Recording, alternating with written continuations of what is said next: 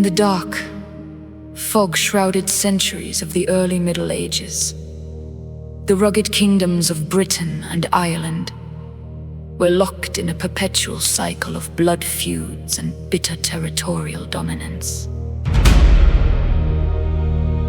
The kingdom of Cornwall sat paralyzed under the heavy boot of the Irish king, forced to pay a humiliating annual tribute of silver, gold, and hundreds of their noble children, to be sold into overseas slavery.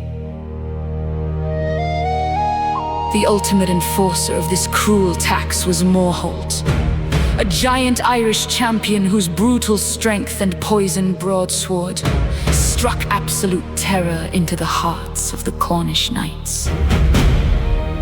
King Mark of Cornwall sat upon his wooden throne in Tintagel, looking out across his weeping subjects with a total helpless despair, unable to find a single warrior with the courage to challenge the giant. But the desperate silence was shattered by the arrival of the king's own nephew, a young, landless orphan knight named Tristan. Tristan was a master of the high arts of chivalry, harping and war, possessing an unmatched versatility of mind and a reckless audacity that ignored the warnings of the older advisors. He stepped to the center of the royal hall, swearing a sacred, binding oath that he would face the Irish monster in single combat to break the shackles of his uncle's kingdom forever. The narrator chronicles that the two champions sailed to a deserted island off the coast, leaving their crews behind to witness the duel from the high stone cliffs of the mainland. The clash was furious and bloody. Morholt's blade cut deep into Tristan's thigh, leaving a trace of black, venomous poison within the wound that drained his vital energy. But Tristan, driven by a sudden surge of patriotic fury, raised his heavy steel sword and brought it down with absolute force upon the giant's head, fracturing the iron helmet. The blade struck so hard that a splinter of the Cornish steel broke off, remaining embedded deep within the bone of Morholt's skull as the giant collapsed dead into the surf. The Irish fleet retreated in absolute humiliation, carrying the corpse of their champion back to the court of Dublin, where his sister, the Queen, and his niece, Princess Iseult, wept over the body. Iseult was a woman of extraordinary beauty, known across the western seas as Iseult the Fair. But she also possessed a deep knowledge of ancient herbs and magical remedies. She carefully extracted the broken splinter of steel from her dead uncle's skull, locking it away inside a secret cedar chest, swearing a bitter oath of vengeance against the unknown knight who had broken her family's line. Meanwhile, back in Cornwall, Tristan was dying a slow, agonizing death from the poisoned wound, the local physicians entirely powerless to stop the corruption of his flesh. Realizing that his only hope lay in the land where the poison was forged, he placed himself alone inside a small boat without oars or a sail, taking only his heart, and allowed the ocean currents to drift his body blindly across the Irish Sea.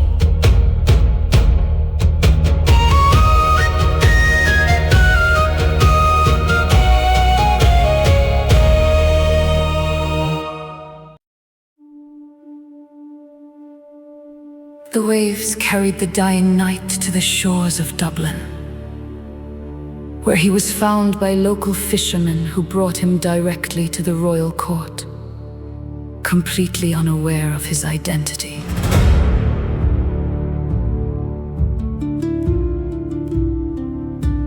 Tristan used his sharp wits to construct a superficial disguise, claiming to be a wandering merchant named Tantris who had been attacked by pirates on the high seas.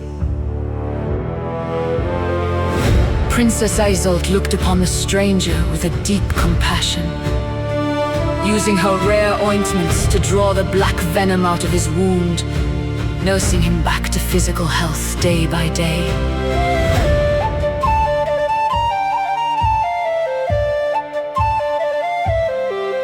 As his strength returned, Tristan sat by her side in the royal gardens, playing beautiful melodies upon his harp that captivated her soul, creating a silent, intellectual bond of mutual respect.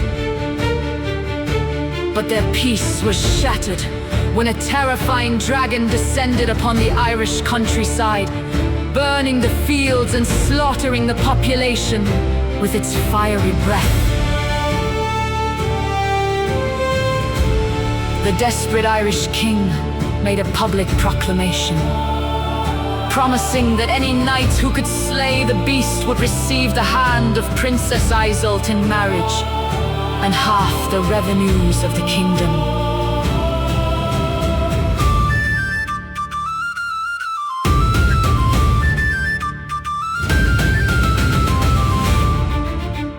Tristan saw a golden opportunity to secure a permanent peace treaty between the two nations, arming himself in secret and riding into the smoking wasteland to track the monster. The battle was a scene of unadulterated horror. The dragon melted his shield with its breath, but Tristan plunged his spear deep into the monster's open throat, ripping out its venomous tongue. He hid the bleeding tongue inside his boot as a proof of his victory. But the intense heat of the poison seeped through his leather armor, causing him to collapse, unconscious in the high marsh grass. While he lay helpless, a cowardly royal seneschal found the dead dragon, cut off its head, and ran back to the palace to falsely claim the princess and the throne. Iseult refused to believe the coward, searching the marsh alongside her maids until she found the unconscious Tristan, bringing him back to her private chambers once again to wash his wounds. While he slept, she carefully cleaned his muddy armor, drawing his heavy steel sword from its scabbard to polish the blade.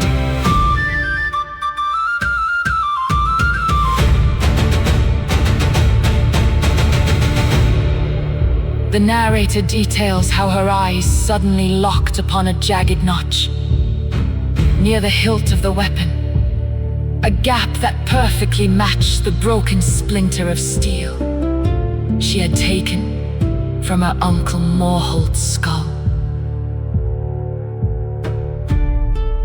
She ran to her cedar chest, pulled out the iron fragment, and placed it against the blade. It interlocked with an absolute, terrifying precision. Her blood turned to ice. She realized that the merchant she had healed was the literal murderer of her uncle, the champion of Cornwall, who had humiliated her country. She seized the heavy sword, raising it above his bare throat as he woke, her heart torn between an absolute desire for family vengeance and the quiet affection she had cultivated for her patient.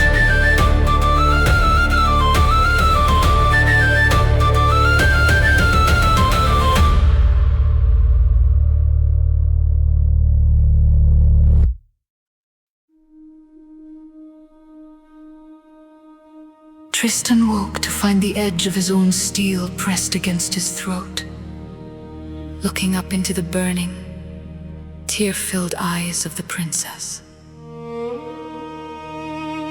He did not cry out for mercy. Instead, he used his voice to present a cold, diplomatic calculus to her mind, explaining that his death would accomplish nothing but a renewal of the bloody war. I slew your uncle in open combat to save my country from slavery. Tristan argued through the narrator's voice, but I stand before you now to offer a permanent alliance between our crowns. I have killed the dragon, exposing the fraud of the seneschal. Let me claim your hand not for myself, but for my uncle King Mark, making you the undisputed Queen of Cornwall.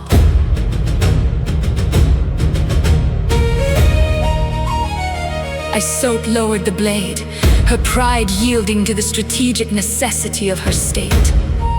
And the Irish king ratified the treaty, sending his daughter away aboard a grand Cornish warship.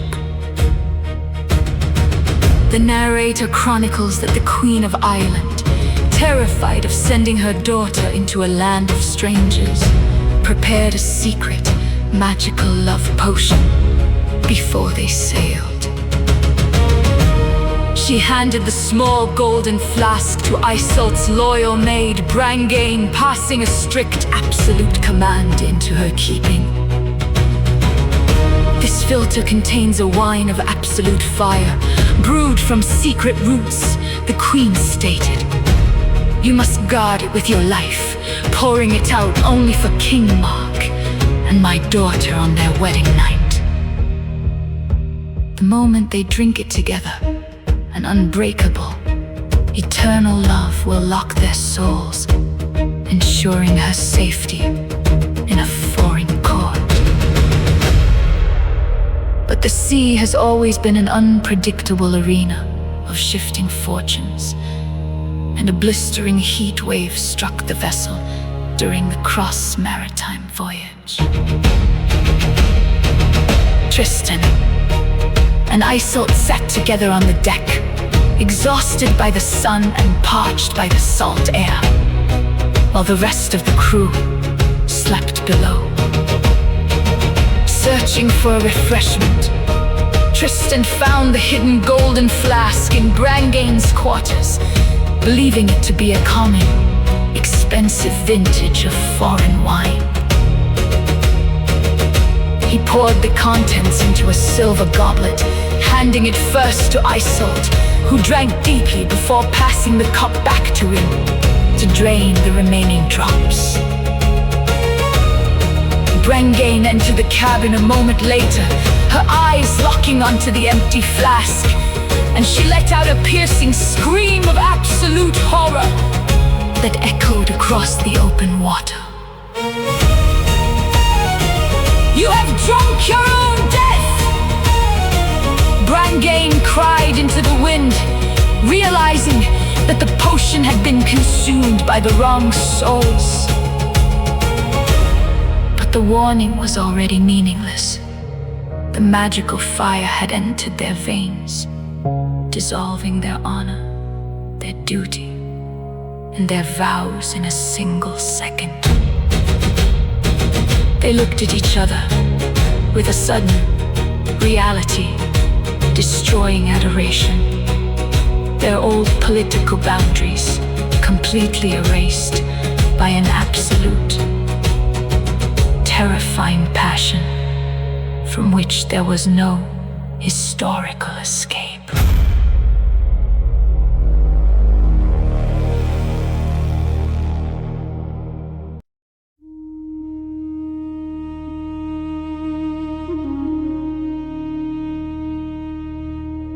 The Armada arrived at the stone piers of Tintagel, and Princess Iseult was wed to King Mark in a grand, public cathedral ceremony filled with political pomp and royal celebration.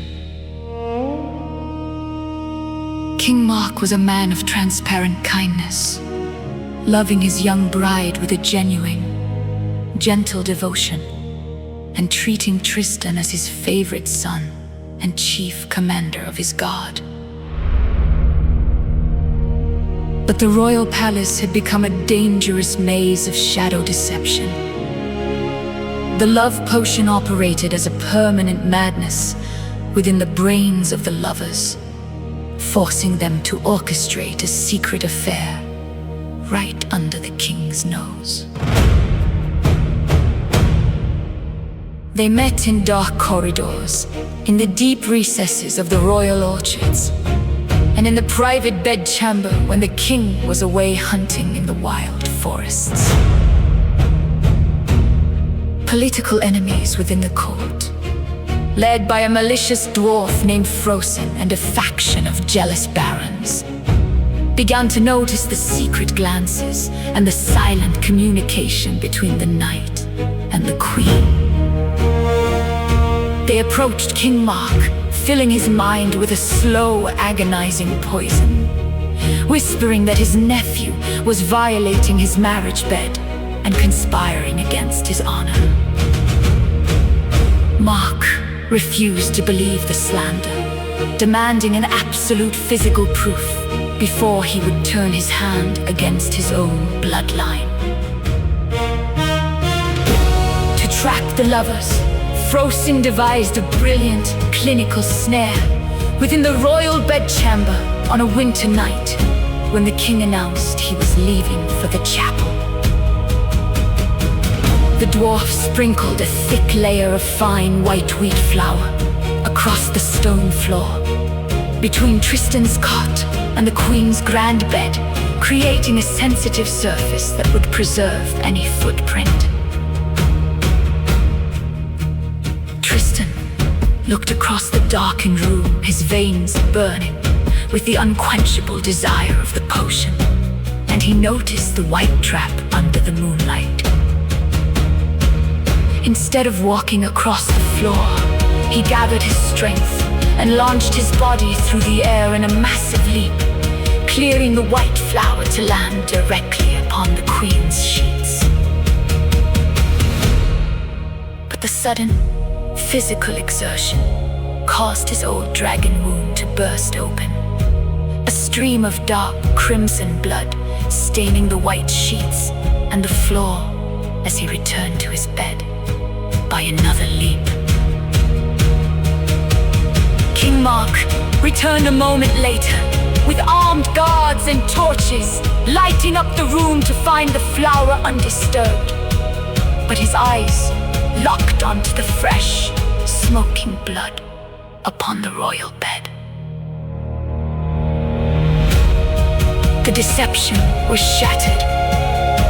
The king fell into a state of deep, silent grief, ordering his guards to bind Tristan in chains and drag the queen away to a secure dungeon to face an immediate sentence of death by fire.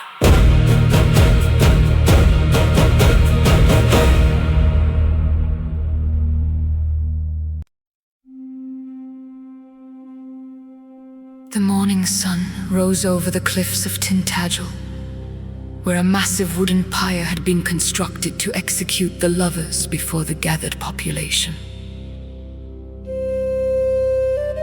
Tristan was led out first under heavy guard, his hands bound with rough ropes. But as they passed a small stone chapel perched on the edge of a sheer cliff, he requested permission to say a final prayer. "Let me speak to the Lord before I burn," Tristan pleaded through the narrator, using his submissive tone to lower the vigilance of his executioners. The guards allowed him to enter the chapel alone. The moment the doors closed, he sprinted toward the high stained glass window, launching his body over the precipice into the void. It was a leap of absolute madness, but a miraculous gust of wind caught his cloak, slowing his descent until he landed safely on a soft ridge of sand below, escaping into the wild forests of Cornwall. He tracked the guards who were leading Iseult to the pyre, launching a sudden, violent ambush with his hunting bow, slaughtering the executioners and rescuing the queen from the flames. The lovers fled deep into the dark, uncharted wilderness of the forest of Morois, living a brutal, primitive existence as wild fugitives for 3 long years. They slept on beds of rough pine needles inside caves, their clothes rotting away into rags, their bodies emaciated by hunger and exposed to the freezing winter frosts. Thucydides wrote that power without capital is nothing but a phantom, and they possessed nothing but their absolute, unyielding devotion to each other. The magic potion sustained their minds.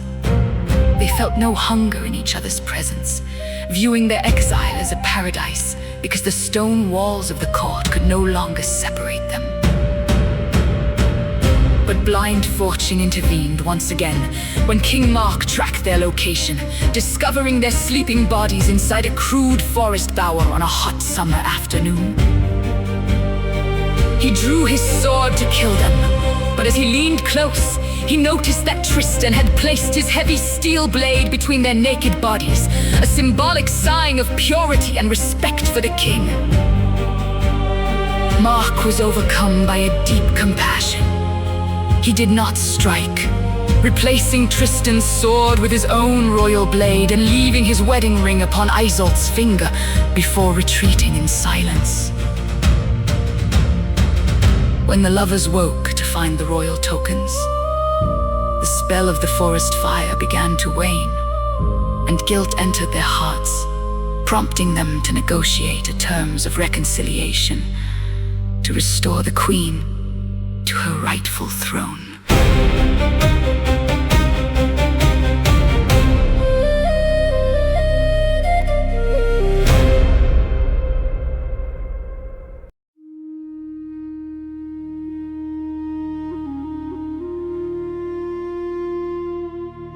The reconciliation was bitter.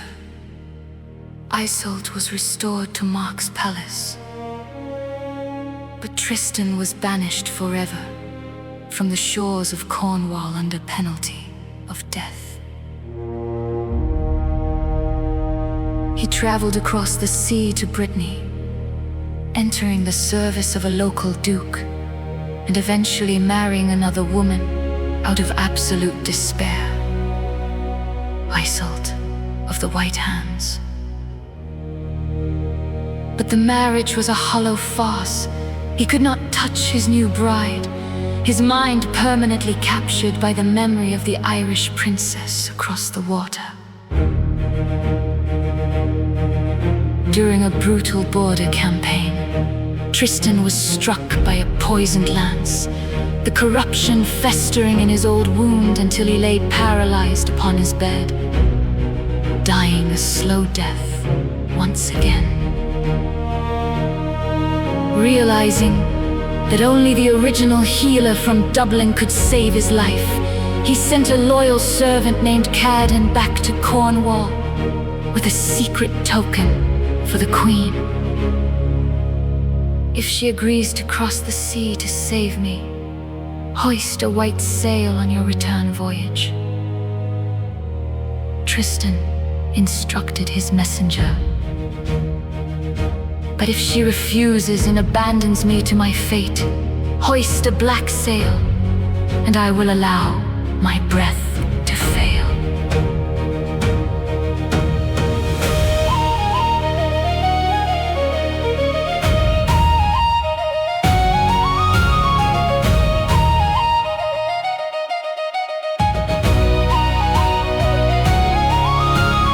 Iseult of Cornwall abandoned her palace the moment she received the token, escaping aboard Caden's vessel to fly across the waves to her dying lover. as the ship neared the rocky coast of Brittany. Tristan was too weak to lift his head to see the horizon, turning to his jealous wife, Iseult of the White Hands, to ask the color of the sail. His wife had discovered the secret message, her heart full of a dark, vengeful fury at his neglect, and she uttered an absolute, murderous lie to his face. The ship is entering the harbor under a heavy, solid black sail, she stated coldly to her husband. The lie broke Tristan's remaining thread of life. He let out a deep, agonizing sigh, speaking the name of Iseult 3 times before his heart stopped beating. The Irish princess sprinted up the stairs of the castle. A moment later, throwing open the doors to find his corpse stretched out upon the sheets. She did not weep or cry out to the court. She lay down directly beside his body, wrapping her arms around his chest and pressing her lips to his mouth. She allowed her own breath to dissolve into his silence, dying of an absolute broken heart upon his corpse. King Mark received the bodies, burying them side by side in 2 tombs at Tintagel, where a miraculous green briar grew from Tristan's chest, twisting across the stone floor to dig its roots deep into the grave of Iseult, an unbreakable circle that no edge of steel could ever sever.